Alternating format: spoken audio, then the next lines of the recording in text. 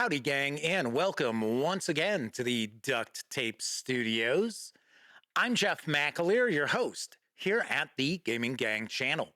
Thanks for joining me once again. Chaosium Inc. Week continues as I dive on in to take a first look at Call of Cthulhu, Shadows Over Stillwater from the aforementioned Chaosium Inc.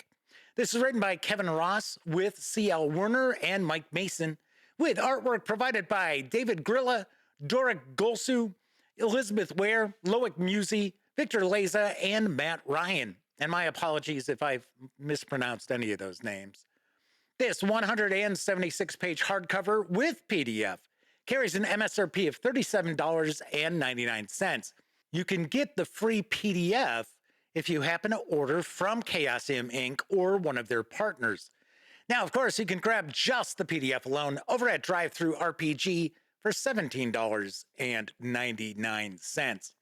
All that said, let's swing on over to the other camera because here I've got Shadows Over Stillwater for Call of Cthulhu. Few things to mention before we get stuck in.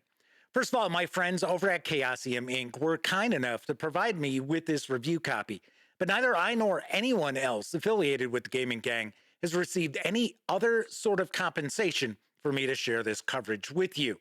And these days, it's important that you know that. We're also not going to look at each and every page of Shadows Over Stillwater, but I do want to give you a very good feel for what's in this book.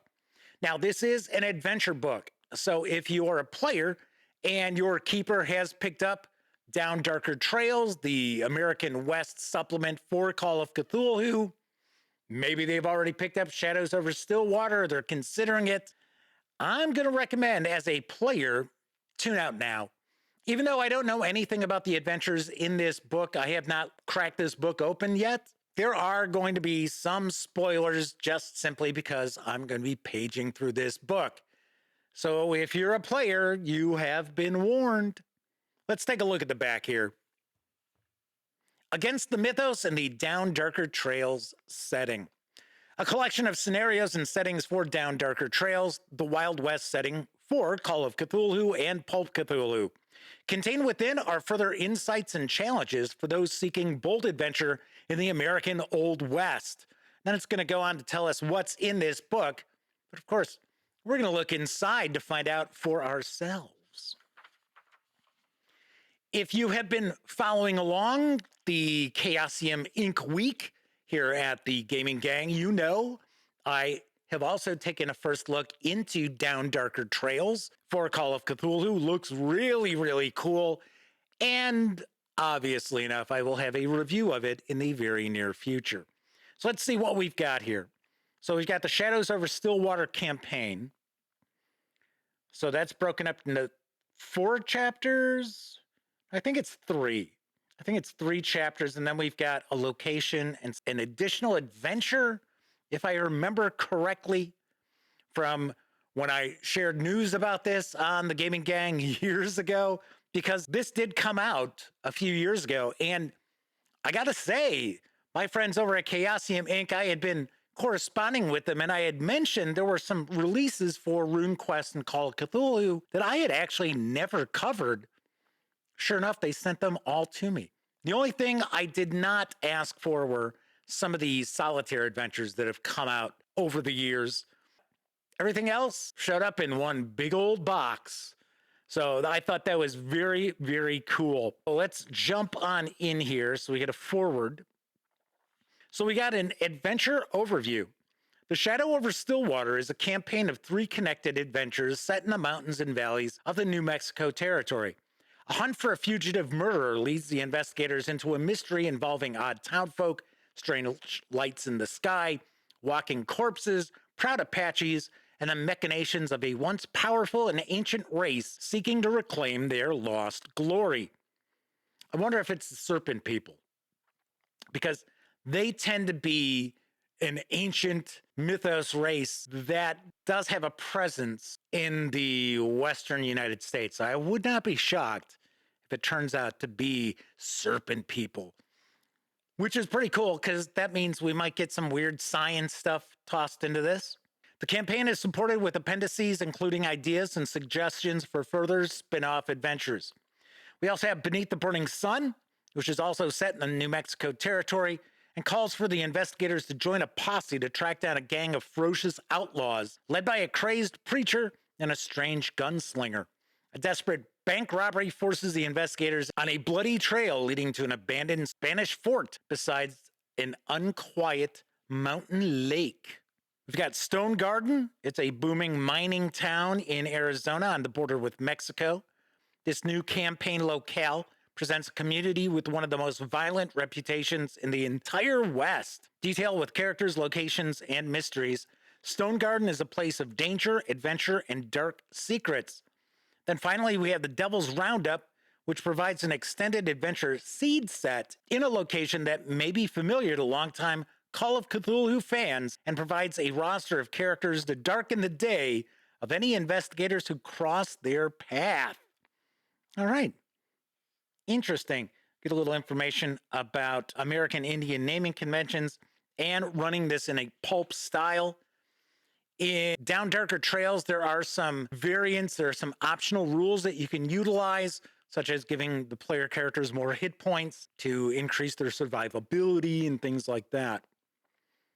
So we have Shadow Over Stillwater Part 1, Lazarus in Spades. Shadow Over Stillwater is a shorter campaign consisting of 3 linked adventures set in the Southwest New Mexico territory.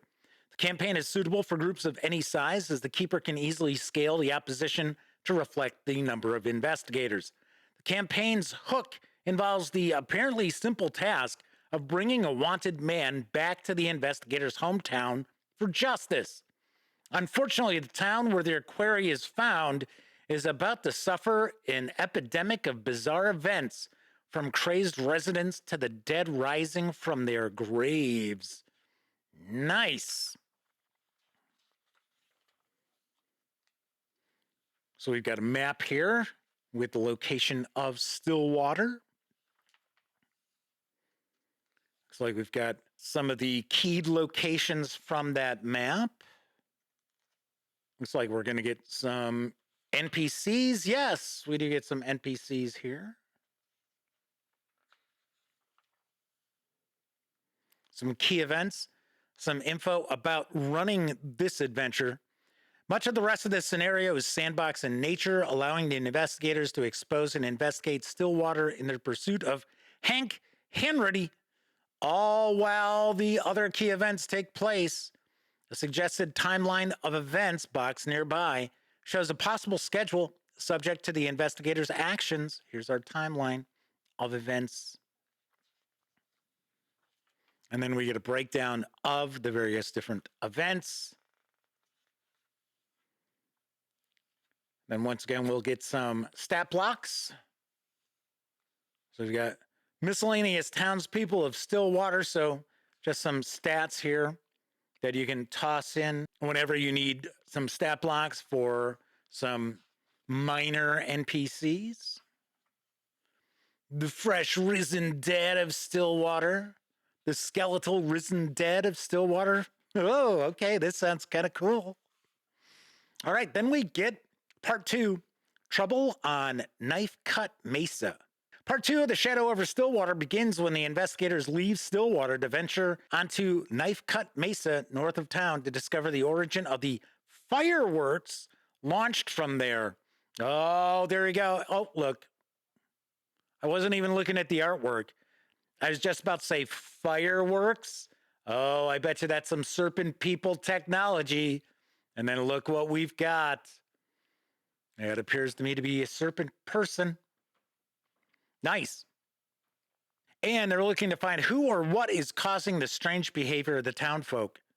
If the Walking Dead and the virus-stricken townspeople weren't enough, things are about to get much, much worse. That's sweet. If you have followed the Gaming Gang for any length of time, you know my go-to role-playing game is Call of Cthulhu. I have been running it since it first appeared on the scene. I have been a keeper for more than 40 years. I absolutely love Call of Cthulhu, and Chaosium Inc. has provided years and years of great gaming content and entertainment for both myself and my gang. So it looks like we're going to get some Apaches, who I would take a wild stab are going to be allies of the player characters. There we go, the Serpent People. I had a feeling. I just really had a feeling. The Viper's Nest. So it looks like this is the Serpent People's complex, which is on that mesa, knife cut mesa. It's like we've got some prisoners. More stat blocks for some of the minor NPCs. New spells for Down Darker Trails. We've got Cause Disease, Command Eagle, and then it looks like we've got some stat blocks for a Golden Eagle. Then we've got Part 3, Shattered Earth, Poison Sky. There we've got more Serpent People. The final chapter of the Shadow Over Stillwater finds the investigators recuperating in Stillwater following their adventures on Knife Cut Mesa and the mountains north of the town. The investigators may believe that they have destroyed the source of the mind-altering virus affecting Stillwater. However, reports are reaching the town about the Walking Dead being spotted in Southwood Pass. In addition, after hearing of the outbreak of bizarre behavior in Stillwater, the nearby town of Santa Rosita has instituted quarantine procedures for all those seeking entrance.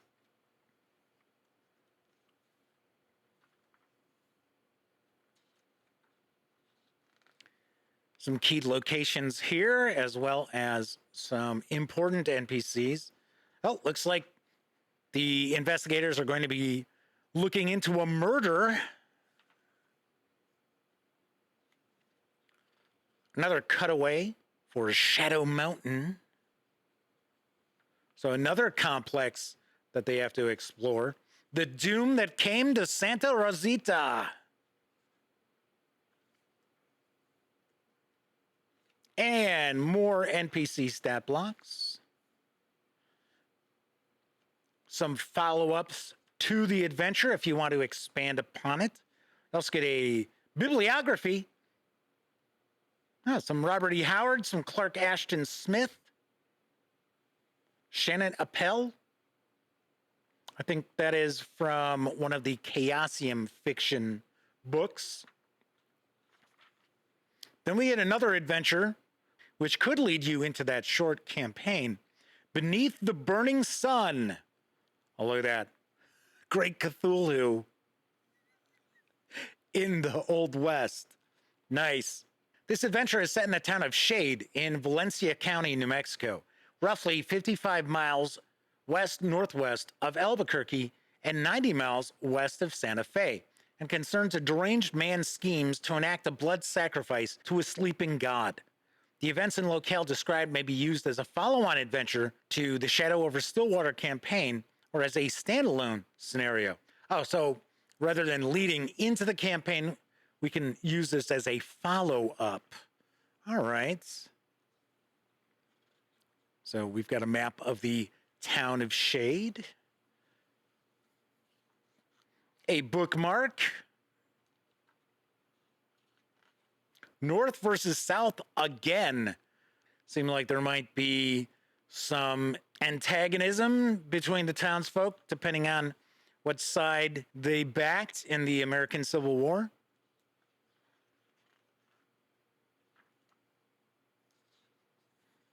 Yes, the player characters are going to encounter some Navajos.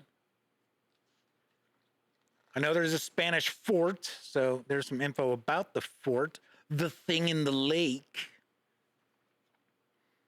And then we wrap up with the stat blocks for some of the NPCs and monsters.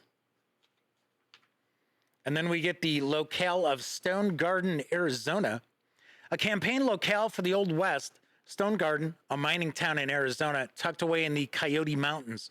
This chapter provides an overview of the locale's history and its key people, as well as secrets, threats, and possible mythos connections for keepers wishing to base games in Arizona. So it looks like we're going to get a history. I'm sure we've got a map. There we go. There's a map. And we have our keyed locations here. And then our important NPCs.